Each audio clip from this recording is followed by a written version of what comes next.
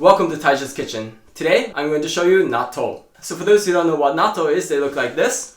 They are fermented soybeans and something we eat very typically for breakfast in Japan. But for a lot of the Westerners who don't know about this or who have seen this for the first time, think this is rather gross. Because one, it has this gooey, slimy thing around it, and also it has like a very distinct pungent smell to it. And this is actually an acquired taste, I would say. There are even some Japanese people who don't like this. It's okay if you don't like it, but I would urge you to give it a try. Because this is actually very, very healthy. One, because it is very high in protein due to the soybeans, but also at the same time very low in fat content. And also the bacteria that's in there helps lower the blood pressure and the blood sugar rate. There are some research that says that this is one of the reasons why Japanese people live so long. And I would say this is kind of equivalent to cheese version of soybeans because it is made through fermentation and the taste deepens due to the fermentation, and it's got this very distinct smell. I used to actually hate cheese when I was a child. I thought it smelled like rotten milk. So it has that kind of similar, very distinct smell to it.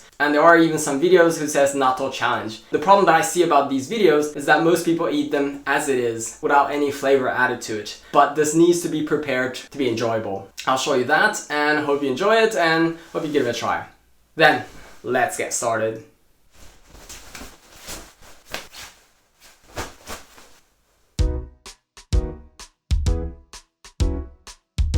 Let's look at the natto. So in Japan, natto are usually sold like this, in this kind of package, usually in pack of 3, but sometimes 4. In natto, there are 3 types of natto. 1 is otsubu, 2 is kotsubu, and 3 is hikiwari. Otsubu means a big bean. It uses like a really big soybeans. And then kotsubu is, they use a smaller soybean. And hikiwari means chopped up, like each chunk is much smaller. And they all 3 taste slightly differently. My father likes the otsubu. He likes the like a really big chunk. I personally prefer the kotsubu natto with the smaller soybeans, but that's just of course a preference thing. But if you go to an Asian supermarket outside Japan, you'd probably only be able to find like kotsubu small soybean natto.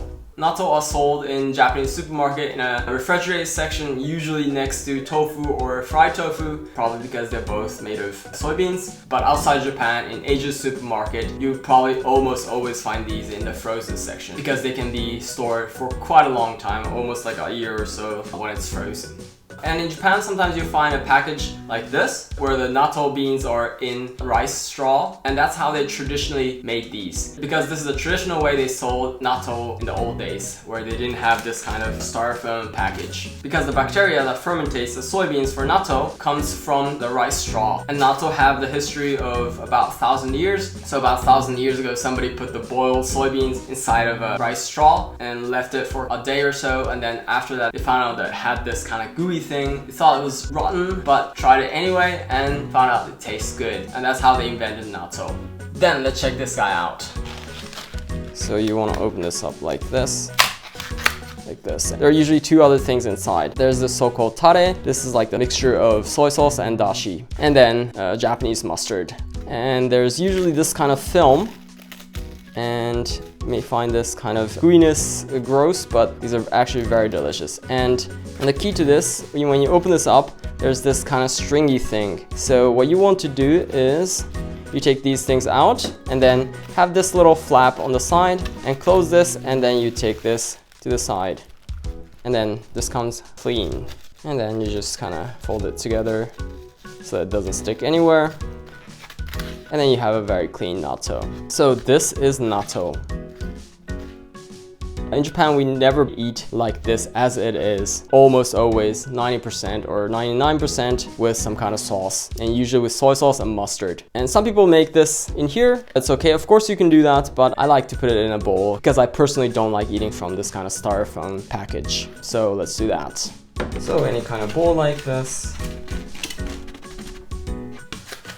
And the first thing you want to do is mix it like this 20 to 30 times without putting anything. Because if you put some kind of liquid in this, then this kind of gooiness doesn't come out as much. And they say that in Japan, the more you whisk it, the better it tastes. So let's do that. And you see that it's much gooier. So then here, we're going to put in this tare. And there's usually a good opening like this.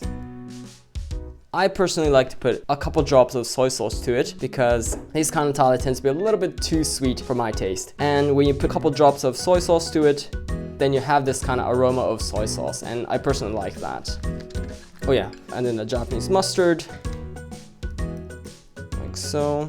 And again, this is also my personal thing. I find these mustard not enough, so I usually like to put a little bit of mustard extra to that. But of course, that's your preference thing, and if you don't have mustard, then this is fine. And then, of course, you can eat it like this, but often in Japan, we put also to that a little bit of thinly sliced scallion or green onion. These are also very delicious. I like to put quite a lot in there because I think they match really, really great. Like so. I don't know if that looks appetizing for you guys in the Western culture or wherever you are, but for me, this looks totally delicious. Then we never ever eat as it is like this. We almost always eat this with rice. So then let's get some rice. So I got the rice ready. Let's put this over the rice. Like that. And this is finished and ready to be eaten.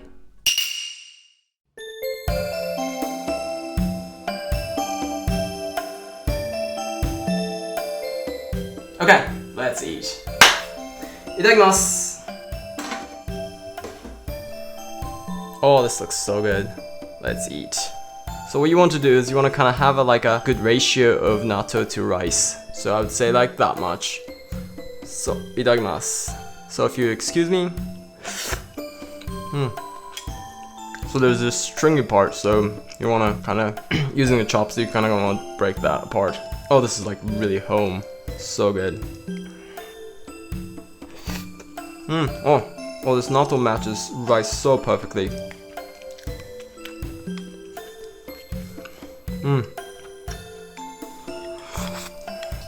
So another great way to eat this is with nori seaweed. So what you can do is, and by the way, if you store nori, you want to store it sealed, as little contact to air as possible, otherwise they get soggy very fast. So what you can do is you can kind of make your own small sushi. So you want to put a little rice on it, like this. And then put the natto on top of it. And just kind of wrap it around, very small. Sushi like. Itadakimasu. Oh, this is so good. So natto matches nori really well. It's a great combination. Oop, that's a little bit too full. Itadakimasu. This is really good. Also, this is just like a perfect breakfast material.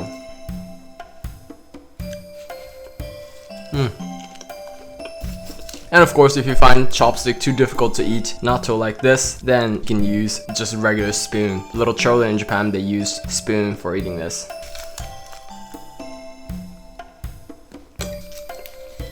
Itadakimasu. So in the beginning I said natto is healthy for you. Natto has this enzyme called Nattokinase. It helps to lower the cholesterol and lower the clotting of the blood and also the blood sugar rate. So you kind of want to do this motion when you're eating natto so that you break out the stringy part. Sorry for the slurping. Oh, that was totally delicious. ごちそうさまでした. Oh, that was delicious. Oh, I love natto. So it is a little bit of an acquired taste, so if you don't like it, it's okay. But I hope you give it at least once a try when you go to Asian supermarket next time. This is actually very delicious and this is very healthy for you. Hope this video kind of brought up your idea of what you can cook. And if you like what you saw, please hit that like button. And I look forward to see you in the next video. Bye.